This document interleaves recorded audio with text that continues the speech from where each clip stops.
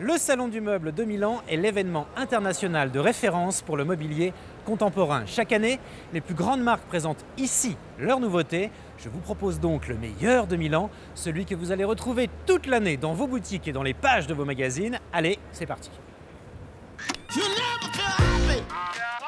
Le meuble est en crise. Comme le reste du monde, l'éditeur hollandais Moy a donc décidé de prendre le taureau par les cornes. Il fait l'événement de ce salon avec 1700 mètres carrés d'exposition, 25 nouveaux produits et l'enthousiasme communicatif de son directeur artistique et cofondateur, Marcel Wanders.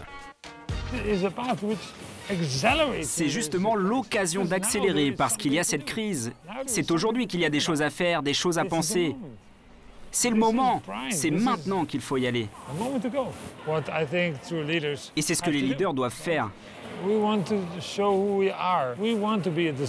Nous voulons montrer qui nous sommes.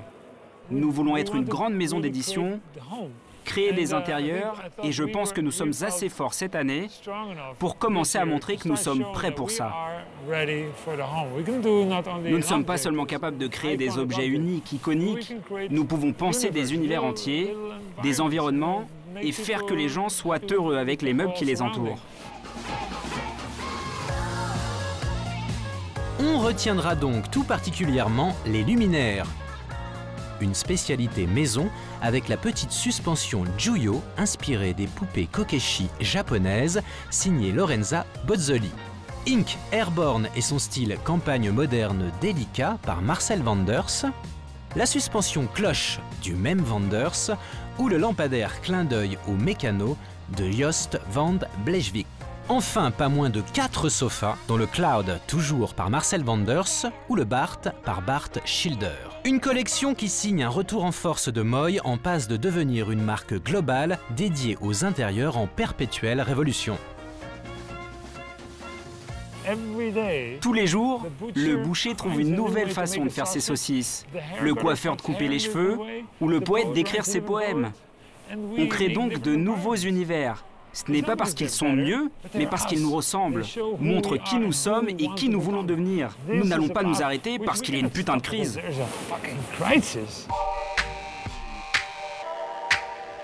Le designer allemand Constantin Gritschisch a lui aussi fait forte impression avec 2 hommages. Le premier à la lampe par Antesi, signé Achille Castiglioni en 1971 chez Floss.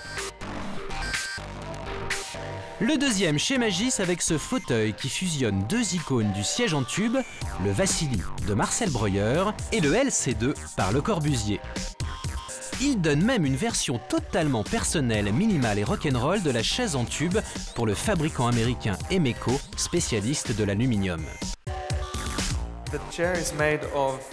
La chaise est faite de 5 morceaux de tube, 4 pieds, plus un accoudoir. Et il y a une jointure sous l'assise qu'on appelle le cœur de la chaise, où tous les tubes se rejoignent. Visuellement, c'est comme s'il n'y avait qu'une seule ligne.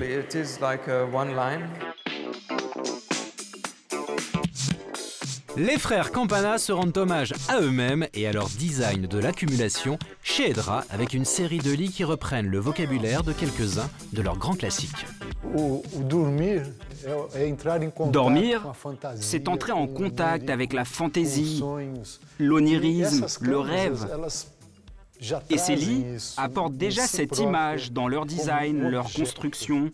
Je pense qu'une fois de plus, notre travail touche cette idée de l'imaginaire, du surréalisme. C'est comme un passeport pour cette nouvelle dimension. Non, cette dimension dans laquelle tout le monde plonge.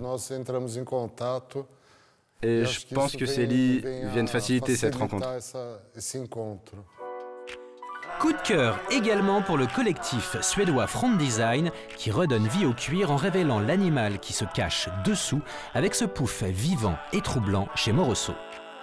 Côté luminaire, c'est le designer anglais Michael Anastasiades qui marque les esprits avec ce système minimal et géométrique de fils tendus dans l'espace pour un luminaire entre potence et suspension.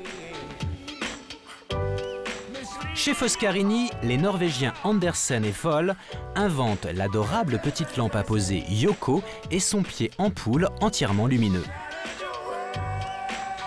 Michael Young, Arik Levy, Boris Sipek et Maurizio Galante donnaient leur version convaincante du lustre monumental pour le souffleur de verre tchèque Lasvit, pendant que Stark donnait sa version personnelle de l'extrême limite entre bon et mauvais goût avec cette lampe chapeau.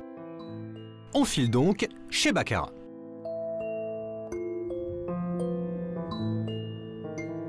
Le Français Philippe Nigro a su résister à l'appel de la Pampille pour signer une petite lanterne de cristal d'inspiration furieusement asiatique. C'est l'idée de réinterpréter un peu cette forme avec le cristal et avec la taille qui est typique à Baccarat. Le travail d'incision du cristal donc, qui se répète sur la superficie de ce diffuseur et qui permet justement, appliqué à la lumière, à la source lumineuse, de vraiment faire exploser la lumière de façon homogène dans cette lanterne. Enfin, du nouveau aussi dans le bureau avec le tandem hollandais Studio Job qui propose sa version sculpturale du travail à la maison ou de la maison au travail au choix pour Lenswelt avec une collection accessible, blanche, dont les détails extravertis font la différence. Ce que nous avons essayé de faire, c'est d'ajouter une touche artistique à des meubles modernes et fonctionnels, comme un nez ou une grosse clé. Je vais vous montrer, c'est une énorme clé.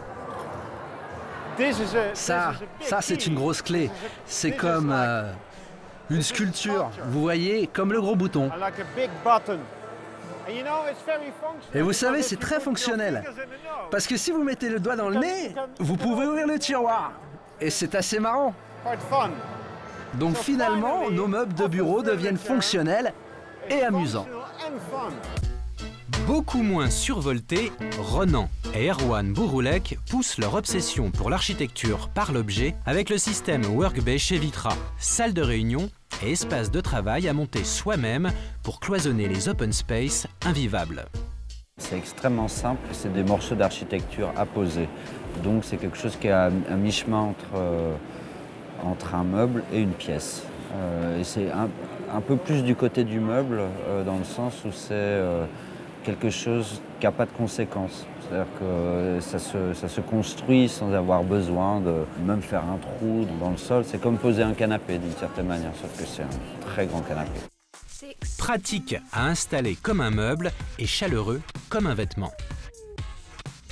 Le feutre, c'est du textile et je pense que dans notre corps à nous, dans une culture qui est à l'arrière de notre esprit qu'on ne connaît pas, le textile, c'est s'habiller, c'est être dans un lit, c'est avoir chaud, c'est laisser un peu le corps décider par lui-même.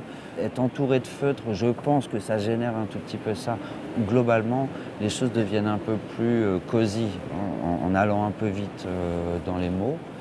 Cosy pour faire vite et basta cosy pour ce Best of Milan 2013 des produits édités que vous retrouverez très vite dans vos magazines et vos magasins. À l'année prochaine donc, pour on l'espère, une édition un peu moins sage et beaucoup moins en crise.